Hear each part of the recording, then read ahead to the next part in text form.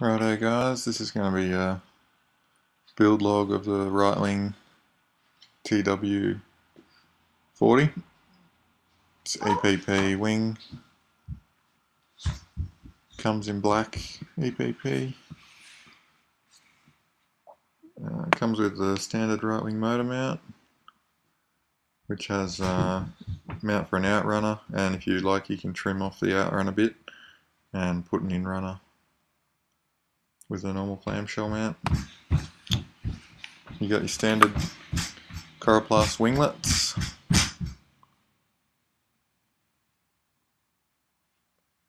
Winglets are always changing shape and size at Ritewing, just for that perfect winglet. These ones are a bit longer than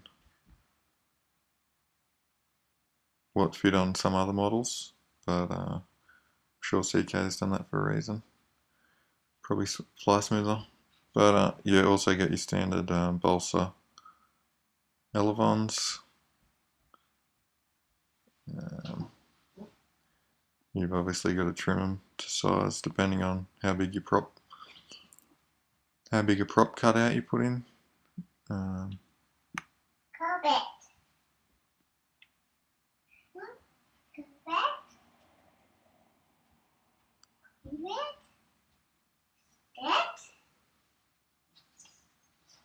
So when you join the halves, you want to sand up the surfaces a little bit just to remove any loose bits of foam, and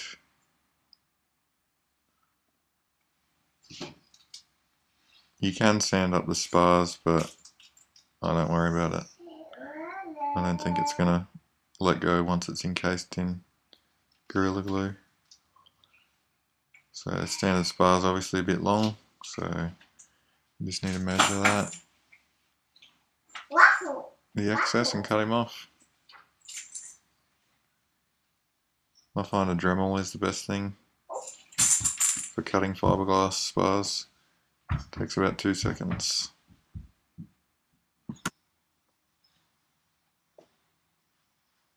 You don't have to be too precise, but the one thing you don't want is for it to hold the wing halves apart.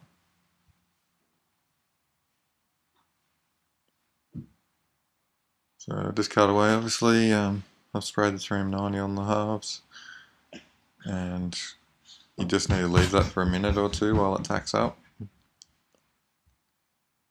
I actually microwave my Gorilla Glue about 15 seconds for that little pot. It makes it really runny, and it actually goes off faster as well. Because the spar's hollow, I like to mask over the ends, because you're going to be ramming it into the Gorilla Glue and you don't want it to just all go inside the spar. So I like to block over the end.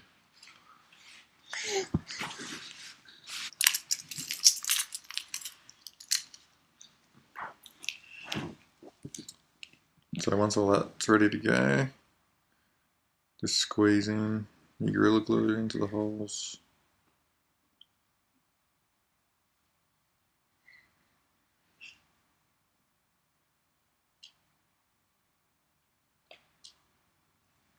A couple of drips of water.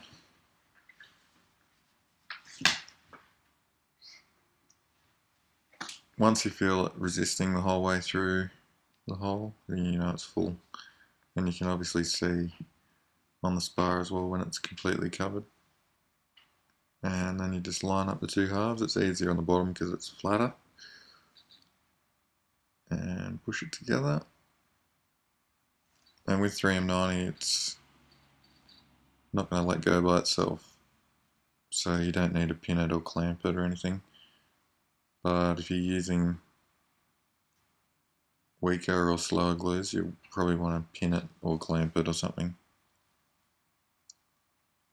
because if that moves, you're in big trouble. Another good idea is to set up the wing beds. So you just get a snap razor and separate the two halves.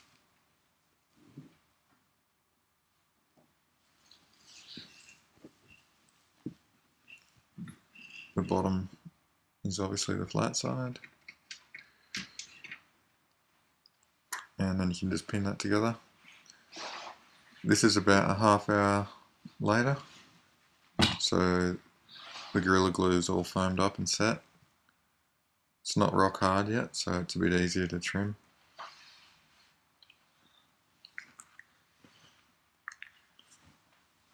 I've also marked out the centre of gravity on the bottom there, just to make sure you get a good idea of where you're laying out your components. I'm going to leave the GoPro in its original case, so if I put it into the ocean again, it survives.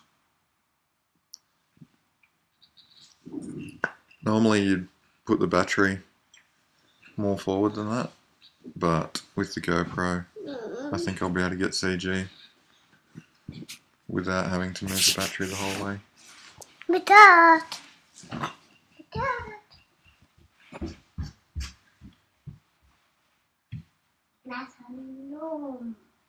I could just set out with pins where the battery's going to be, where the battery bay and components and that, because the VP is a bit hard to see when it's black.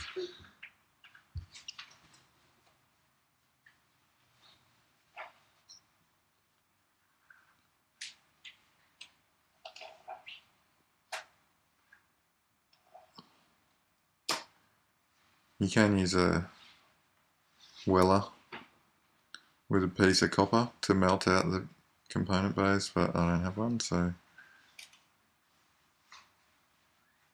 I think this way is a bit cleaner anyway. Just push straight through the snap razor, go the whole way through.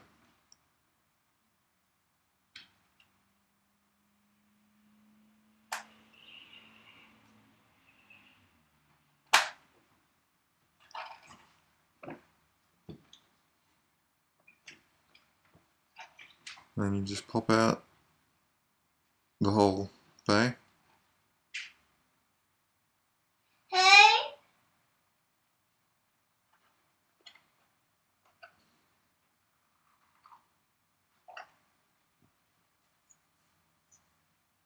So as you can see, I could have gone forward a tiny bit more, but I just left it for the GoPro, a bit more space for the GoPro. Normally you would want to push it as far forward as possible, unless you're already overloading it with batteries, because it'll make the CG pretty hard to get. I'm just setting the depth now. Worked out that I need to leave about 5mm of foam. And yeah, just push the snap razor through.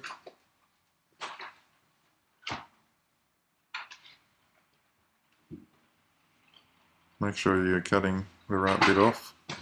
I'm trying to leave 5mm on the bottom, 5mm at the front, 10 at the back.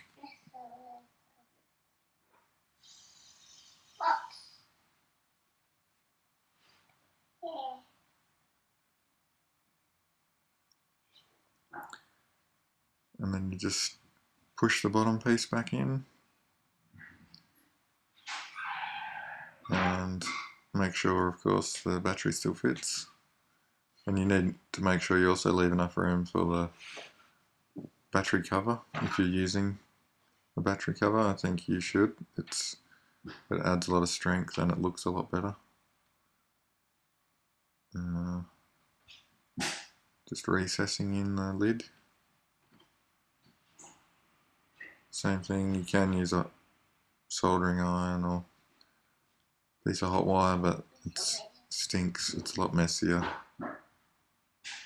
and I don't have one.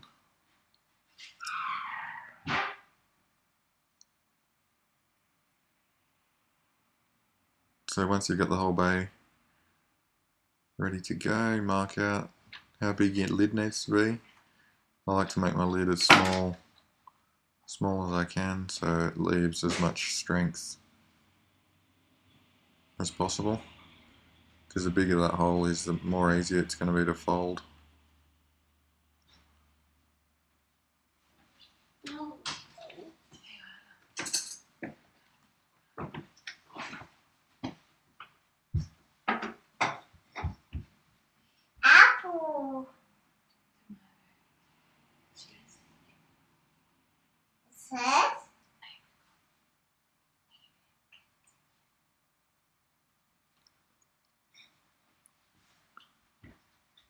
when you're making a hinge, just slice through the bottom piece of plastic, don't go all the way.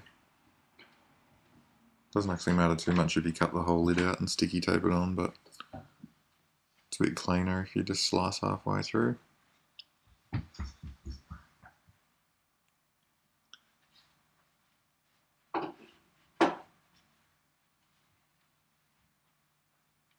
This is gluing the bottom piece of foam back in.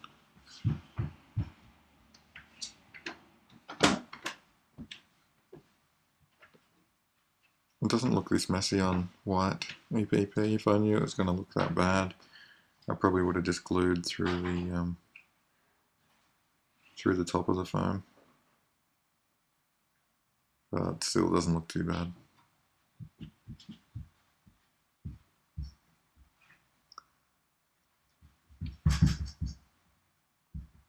And I found hot glue to be extremely reliable. It doesn't ever let go. When you glue on the Coroplast lid, it can actually distort the foam. So what I've done there with the heat gun is bend it a little bit. Because if you just throw on your flat piece of Coro, it can distort the nose and it can pull it up.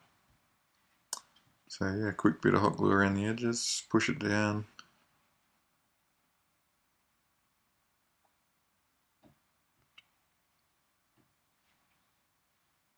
And there you have it. You can see there's a little hole for the ESC wires to come out of as well. You can obviously run your ESC out of the bay if you think it needs cooling, but I usually keep it buried.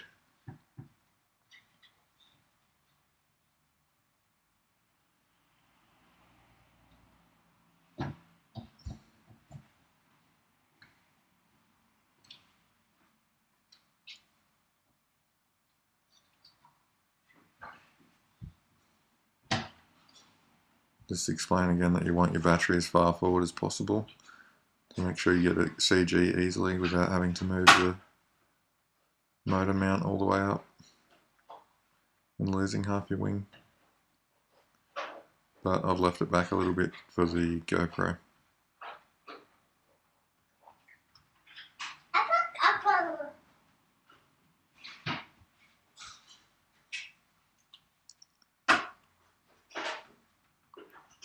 Now you want to set out your wing spars.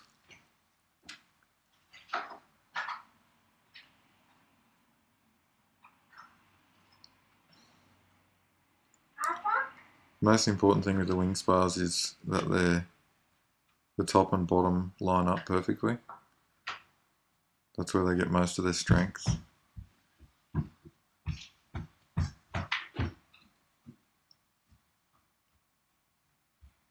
I like to run them about in the front third of the wing, because if you use the balsa wood elevon, it actually acts as a second spar. If you're using foam elevons, it's obviously you're going to need more sparring. The bottom wing spars obviously go all the way to the nose, and the offcut can be used through the center to make it into an A spar. Adds a lot more stiffness for hardly any weight.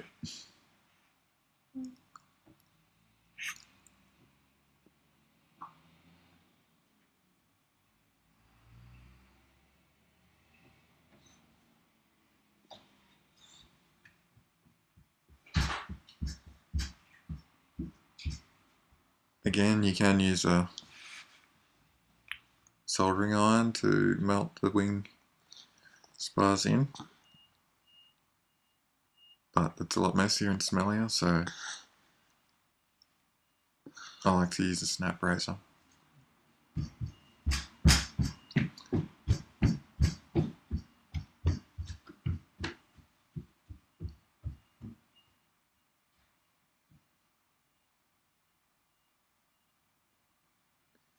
Normally you would install the servos beforehand, and if you're doing buried rods, you'll have to install the servos first, and then you'll burn through the foam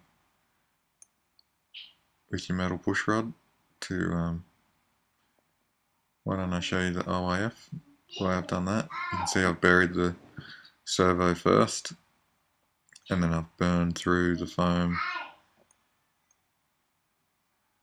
to install the push rod. You can see the bottom. On white EPP, the hot glue looks a lot better. But on the TW, I'm going to install vertical servos, so they're probably going to be the last thing I put on here, and they'll go straight over the top. The push rods will go over the top of the wing spars. So 2 quick cuts, flick out the EPP. You can just slash the foam and push the glue and the spar into the slit, but that can actually distort the airfoil. So I like to remove all the foam that is necessary so that it doesn't distort the wing at all, and you keep the original design. Stay tuned and I'll bring out another video with the rest of the build.